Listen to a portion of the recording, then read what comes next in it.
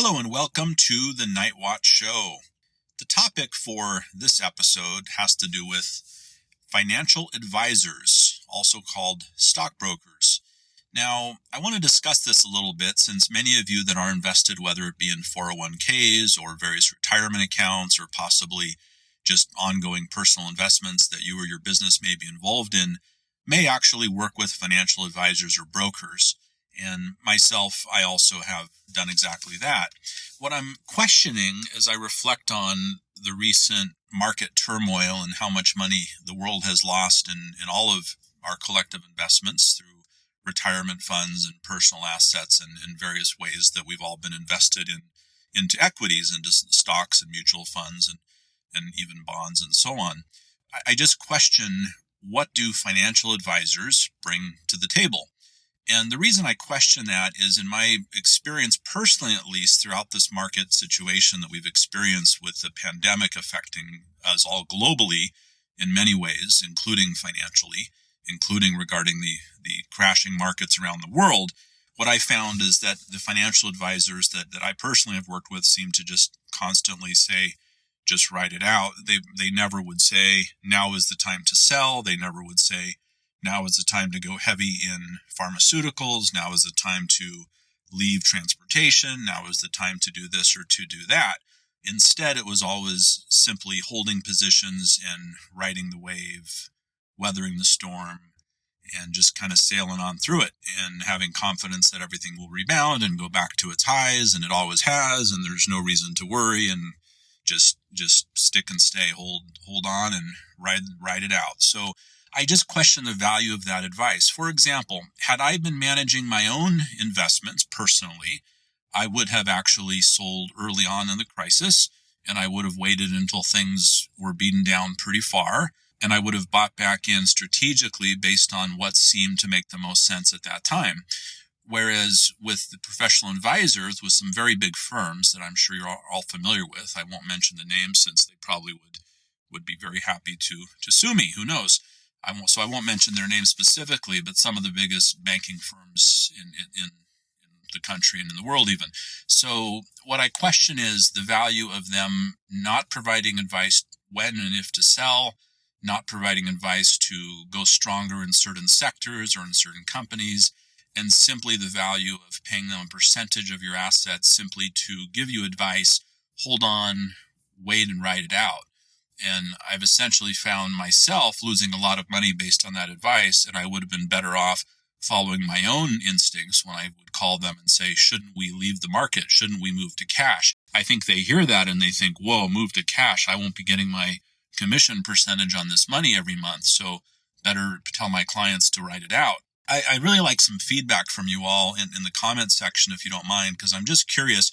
Has anyone throughout the recent market turmoil or in the past worked with a financial advisory firm that actually gave you advice based on current market situations that you in fact followed and that had a favorable outcome? Or is everybody's advisors the same as mine, where they essentially do nothing other than put you into a portfolio and hold on to that portfolio and never really make changes to that portfolio?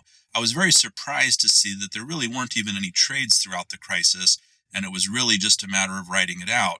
Now, in that case, why not simply pay a company like Motley Fool's, for example, $100 per year to give you a list of the top 10 stocks they recommend, and I think they update it monthly, and you could simply look at those investments and buy those stocks on your own and make some decisions, some informed decisions on which to buy, which not to buy, make changes as they recommend you do, and not have to pay anybody 1 or 1.5% or whatever the fee is for your assets.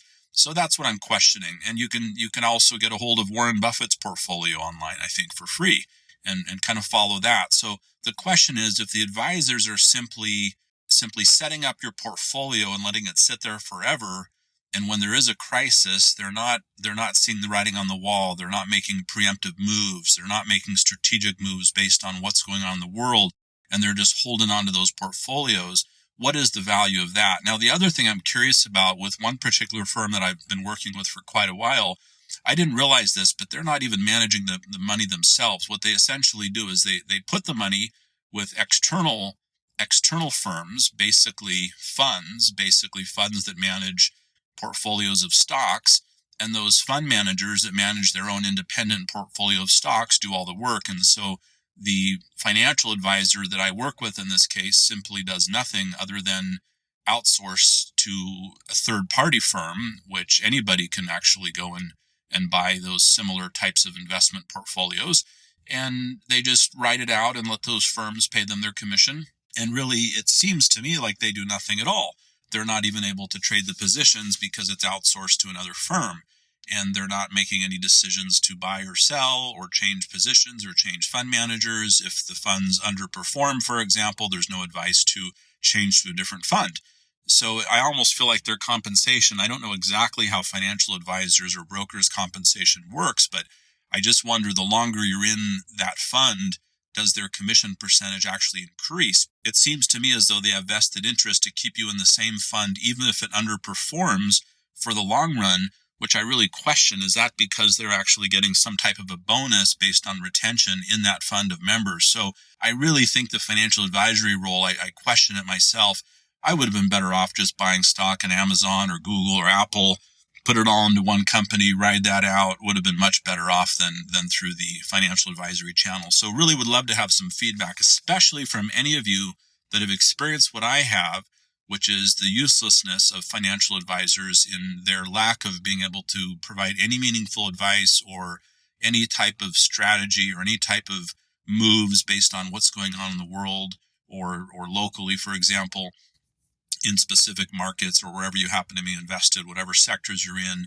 Any advice from people that experience the same as I have, or hopefully also any comments from those that have experienced something different, where advisors have actually said, hey, look at what's going on. Let's move 50% to cash. Let's move 20% to cash.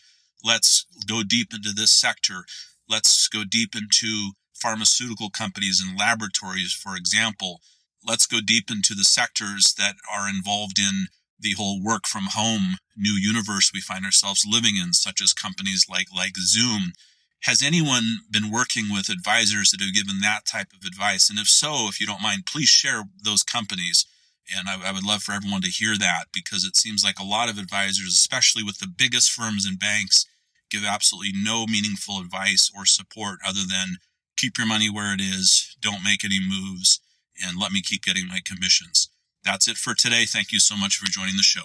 Have a great rest of your day.